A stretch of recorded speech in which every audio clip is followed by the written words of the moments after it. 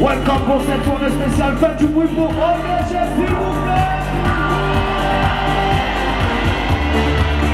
Levez la main si vous êtes vivant, levez la main si vous êtes vivant. Bonjour, ouais, effectivement, je suis Fodé Silla, ambassadeur itinérant dans le cabinet du président Macky Sall. Et puis à ce titre-là, je veille beaucoup à nos relations d'amitié entre la France et le Sénégal notamment. Et qui dit ça dit forcément des rencontres avec les acteurs culturels des deux côtés.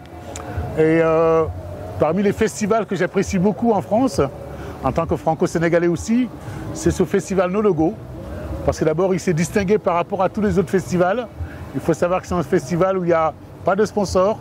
C'est un festival qui ne compte pas sur les subventions locales ou nationales et qui a réussi par la force des festivaliers à faire vivre ce grand festival de reggae où il y a les plus grandes sommités. Hier, on était avec Tiken Jah Fakoly, demain ce sera avec Steel Pulse, qui peuvent aussi côtoyer des artistes beaucoup plus jeunes.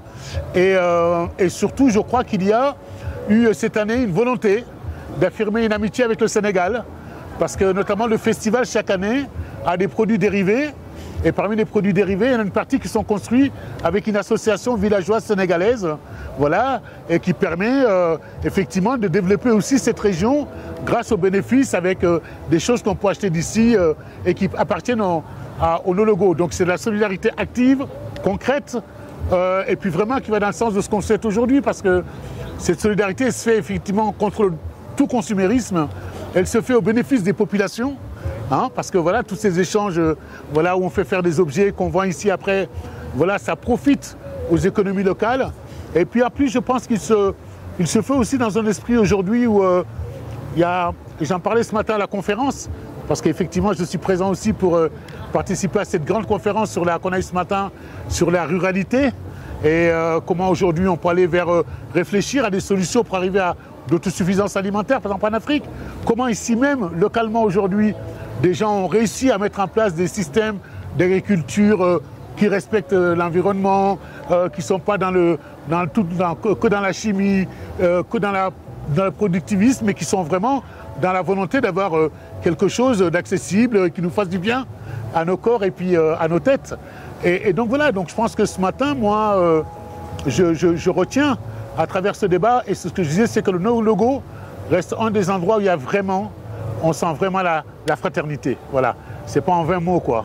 Et c'est pour cela que, notamment durant ce débat ce matin, où le Sénégal est aussi beaucoup mis à l'honneur à travers ses opérations de solidarité, et même au-delà, à travers aussi la musique. Il y a beaucoup aujourd'hui de musiciens qui ont grandi ici, qui sont dans la diaspora ici, mais qui retournent aussi au Sénégal. C'est ça qu'on parlait tout à l'heure. À l'heure où tout le monde parle de fermer les frontières, de dire que décidément il faut faire des murs, qu'on ne peut plus échanger. Et je vois notamment une politique restrictive sur les visas qui impacte beaucoup les artistes. Je dis il y a un endroit ici où les artistes qui sont là, ils vont repartir, les artisans vont repartir.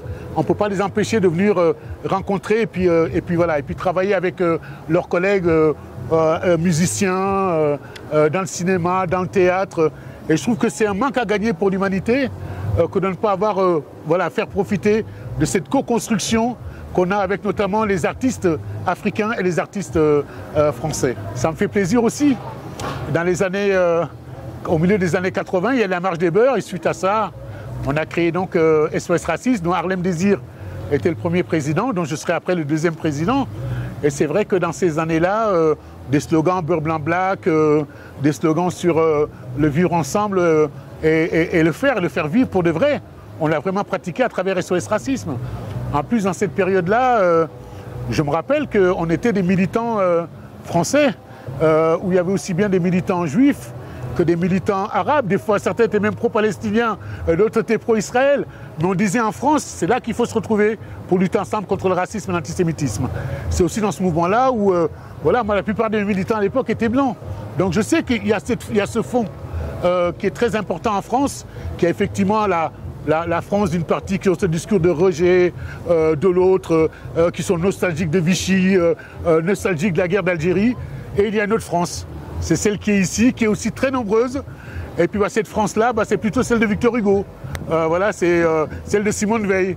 Voilà, c'est celle de Joséphine Baker aussi. Et moi, c'est cette France-là que je veux continuer à faire durer. Et là, je suis touché quand je vois qu'il y a des gens très jeunes qui impliquent mes enfants, ou mes nièces ou mes neveux, qui aujourd'hui sont là et font vivre ensemble et débarrasser de tout préjugé, avec cette volonté de dire ce qui est important, c'est ce qu'on a là. Et voilà, et puis pas ce qu'on scande pour se faire plaisir, se donner bonne conscience et autres. Deux projets que je soumets volontiers dans mes rencontres à travers le monde. Il y a un projet qui est important parce que la jeunesse du monde est inquiète par rapport au réchauffement climatique. Il faut savoir que l'Afrique est un continent qui émet très peu de CO2. Je pense qu'on est à moins de 5% d'émissions de gaz à effet carbonique, mais nous avons probablement les impacts les plus immédiats, les plus brutaux et puis je dirais qui ont les plus de conséquences. Bon, l'avancée du désert, on le sait depuis des années. L'érosion côtière, je ne vous en parle même pas, hein, quand même toute une partie du continent et voilà, à des côtes. La disparition des lacs, comme le lac Tchad. On rajoute à ça que le deuxième poumon de l'humanité, c'est le Congo. Et voilà, on n'y prend pas garde. Bon. Et donc je me dis qu'on subit tout ça, et donc il y a depuis quelques années une volonté, je me rappelle, c'est depuis la conférence de Copenhague, et j'avoue que le Sénégal a été assez poussé dans ce sens-là pour créer une grande muraille verte, voilà, qui serait une muraille de forêt, d'agriculture, des oasis, voilà, avec un système qui pourrait donner à la fois empêcher que le désert ne continue à avancer, mais qui peut être aussi un système sur lequel on peut faire de l'agriculture durable, forcément bio, puisque il y a beaucoup de bio en Afrique, parce qu'on n'a pas toujours accès aussi aux engrais, tant mieux, comme quoi il y a des compensations dans la pauvreté. Et puis voilà, et puis ça peut donner l'idée surtout de faire des solidarités. Ceux de ma génération, on partait en Afrique avec mes copains, c'était pour aller creuser des puits. Aujourd'hui, le Sénégal, on a réussi à faire que quasiment, il y a quasiment 80% de la population qui a accès à l'eau potable. On allait faire des petits dispensaires, des bibliothèques. Aujourd'hui, je pense qu'on peut réfléchir à aller faire des projets, par exemple, dans le domaine de l'agriculture. Et moi, je vois beaucoup de jeunes qui n'ont plus cette vision de l'agriculture telle que nous, on l'avait. Ils peuvent arriver aujourd'hui avec des drones, regarder le sous-sol en disant bah là, il vaut mieux faire des palmiers, là, il vaut mieux faire telle ou telle culture. Ça participe d'un truc générationnel. Ils sont tous préoccupés par l'environnement, donc on pourrait lancer un grand mouvement pour dire venez en Afrique, qu'on bâtisse cette grande muraille verte. Et puis vraiment, ça aiderait les populations tout simplement parce que, effectivement, parmi les effets immédiats de cette dégradation du climat, il ne faut même plus parler de hausse de température uniquement, c'est une vraie dégradation du climat. Les impacts premiers, c'est que il y a beaucoup de gens qui quittent le milieu rural pour venir dans les capitales. Et les capitales, la seule idée qu'ils ont, c'est de traverser et de venir en Europe, par exemple. Donc à la fois, ça crée des mouvements de déstabilisation de population à l'intérieur du continent et puis à l'échelle du monde. Et on voit bien dans le climat de discours xénophobes généralisés, à quel point ils deviennent les cibles de tous les mouvements, qui profitent d'eux d'ailleurs pour se faire de la publicité politicarde. Bon. Après, donc, il y a déjà un effet qui est de stabiliser les populations. On ne peut les stabiliser qu'à travers des grands projets où ils sentent qu'ils peuvent d'abord s'occuper de leur famille, qu'ils peuvent même s'épanouir. Et donc voilà, donc déjà ça pourrait participer de ces opérations de solidarité pour fixer les populations concrètement et pas uniquement dire restez là-bas, qu'ils aient leur lopin de terre, qu'ils puissent produire des choses, qu'ils puissent les vendre et qu'ils puissent aussi progresser et puis s'épanouir. Et parallèlement à ça, nous avons pensé avec la mathématicienne Catherine Bréchignac, qui est à l'Académie des sciences, qui est une grande mathématicienne française, avec un autre ami qui était un des patrons du CNAM, hein, en Seine-Saint-Denis, Hubert Patingre, plus aussi d'autres universitaires, on a monté un grand colloque, et à l'issue du colloque, c'était sur comment aujourd'hui ont évolué les diasporas à travers le monde. Donc on a parlé aussi bien de la diaspora sénégalaise, uruguayenne que libanaise, etc. Et à la fin, on a dit sur l'Afrique qu'aujourd'hui, il y avait les moyens de pouvoir lancer un Erasmus+, sur la formation et l'apprentissage et les métiers.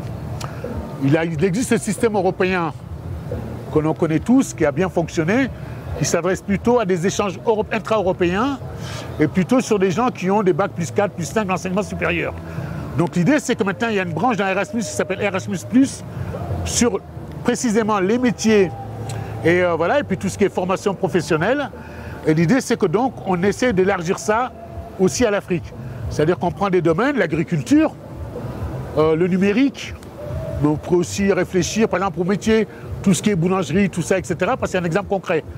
Il y a une école qui s'occupe de ça, par exemple, voilà, du côté de, par exemple, de Montpellier, puisque on va monter ça avec la région Occitanie.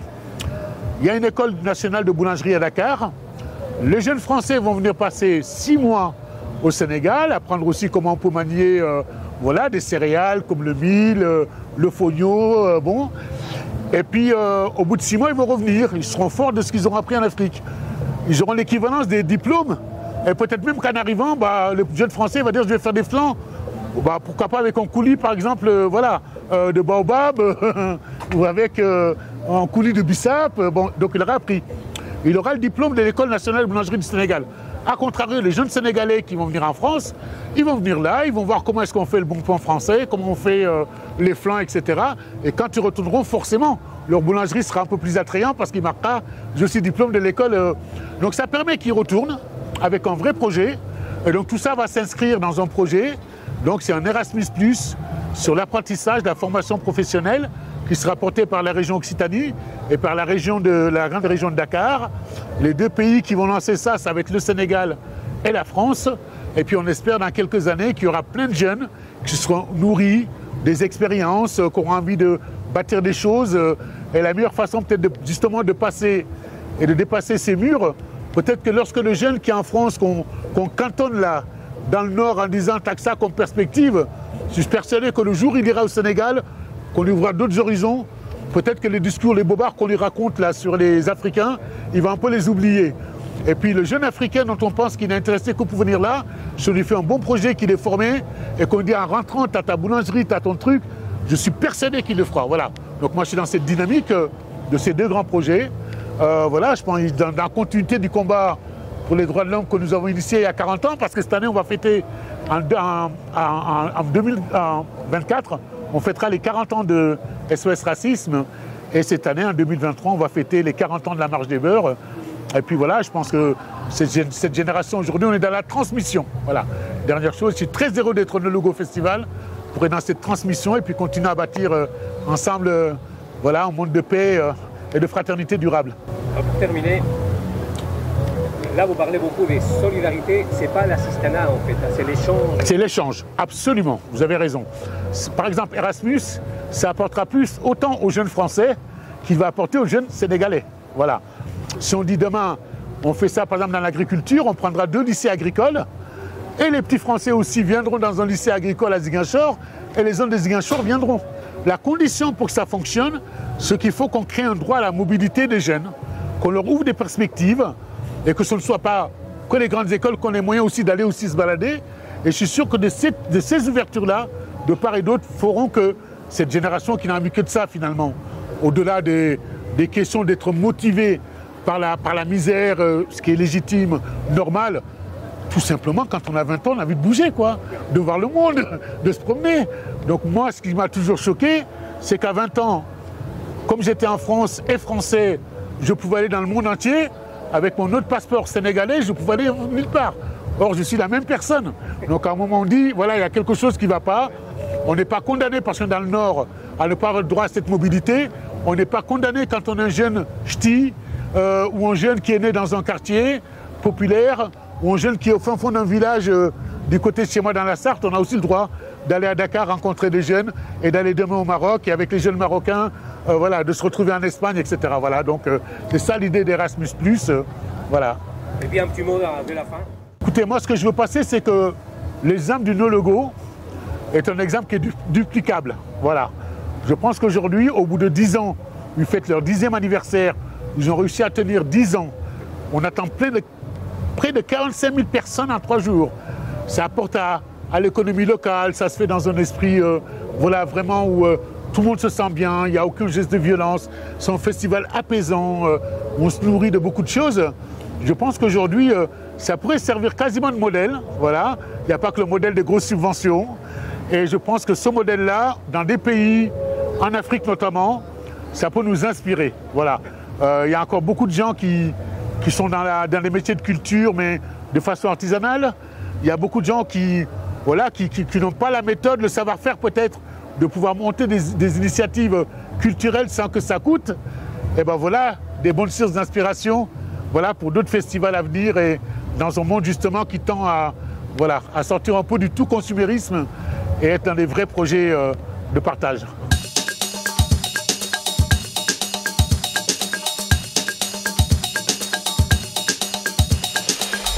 Thank you.